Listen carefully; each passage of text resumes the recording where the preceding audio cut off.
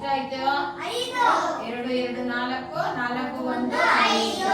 ಇಲ್ಲಿ ನಾವು 5 ಕೊಡಬೇಕು ಆಯ್ತಾ. ಒಟ್ಟು ಎಷ್ಟಾಯ್ತು? 59. 16, ಸಿಂಹಗಳು 23, ಚಿರತೆಗಳು 20, ಒಟ್ಟು 59 ಆಯ್ತು. ಸರಿಯಾಗಿ ಮಾಡಿದ್ದೀರಾ ಅಂತ ಆಯ್ತು. ಈಗ ಗಿಳಿಗಳು ಎಷ್ಟು?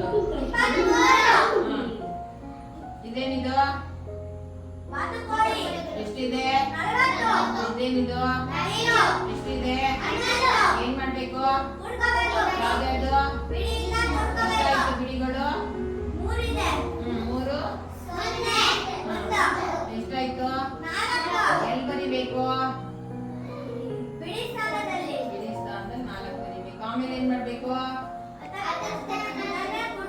ಎಷ್ಟಿದೆ? ಎಷ್ಟಿದೆ? ಎಷ್ಟಿದೆ? ಒಟ್ಟು ಎಷ್ಟಾಯ್ತು? 2 4 6 6 1 7. ಎಲ್ಲಿ 7 ಮಾಡ್ಬೇಕು. ಎಷ್ಟಾಯ್ತು ಒಟ್ಟು? 74 ಆಯ್ತು. ಈಗೇನ್ ಮಾಡ್ಬೇಕು? ಪ್ರಾಣಿಗಳ ಒಟ್ಟು ಸಂಖ್ಯೆ ಕಂಡುಹಿಡಿ. ಆನೆಗಳು ಎಷ್ಟು? ಖಡ್ಗಮೃಗಗಳು? ಗರಡಿಗಳು? ಏನ್ ಮಾಡ್ಬೇಕೀಗ? ಎಷ್ಟು ಹೇಳಿ?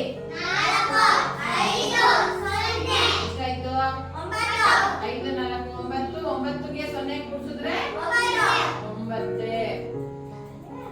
9 ಆಯ್ತಾ? ಓಕೆ. ನೆಕ್ಸ್ಟ್ 10ಗಳನ್ನ ಕೂಡಬೇಕು. ಎಷ್ಟು ಹೇಳಿ?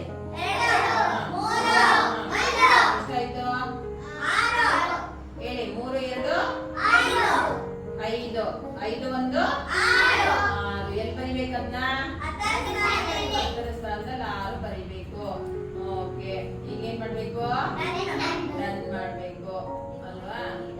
ಡನ್ ಅಂದ್ರೆ ಏನು? ಆಯ್ತು ಅಂತ.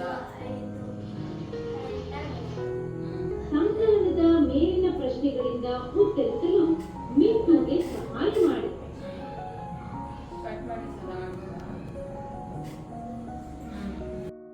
समाज सेवा के क्षेत्र में यह महिला एक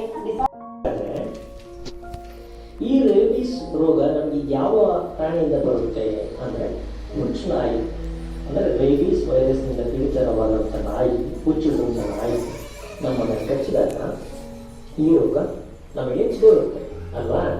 ಹಾಗಾದ್ರೆ ಈ ರೋಗ ನಮ್ಮನ್ನ ದೇಹದ ಯಾವ ಭಾಗಕ್ಕೆ ಕಾಡುತ್ತೆ? ಯಾಕೆ ಜನ ಈ ರೋಗಕ್ಕೆ ಹೆಚ್ಚು ಬಲಿಯಾಗ್ತಾರೆ ಅನ್ನೋದಾದ್ರೆ ನೋಡಿ, ಇದು ಮಾನವನ ನರಮಂಡಲದ ಮೇಲೆ ಪರಿಣಾಮವನ್ನು ಬೀರುತ್ತೆ.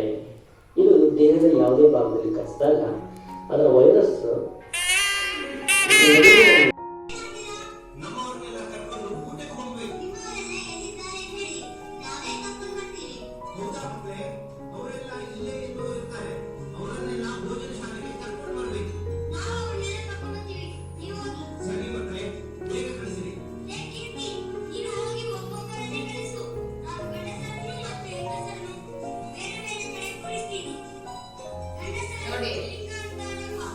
ಗಂಡಸರನ್ನ ಪುಲ್ಲಿಂಗ